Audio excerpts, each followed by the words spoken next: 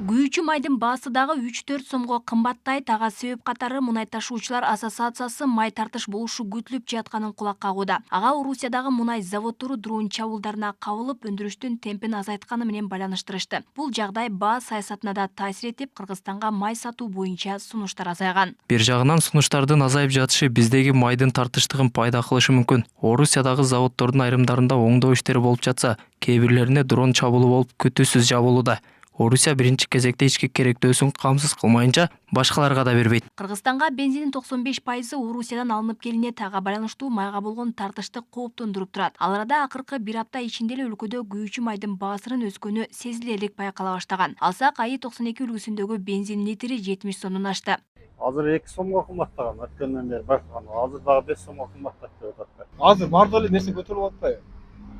Анан бензиндер деле начар негизинечи.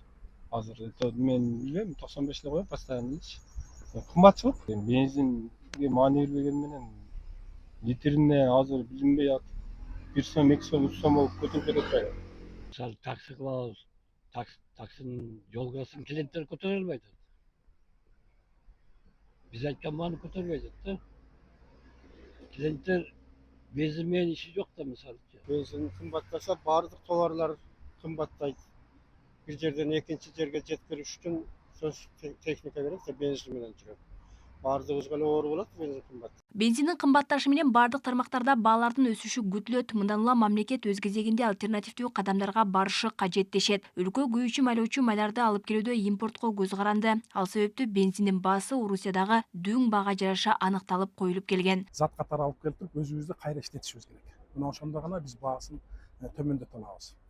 Анан кийин келишимдер боюнча Россия Федерациясы менен биздин келишим бар, бирок баарыңыздар байкаган болсоңуздар, сентябрь айына келип биздин лимит түгөйт.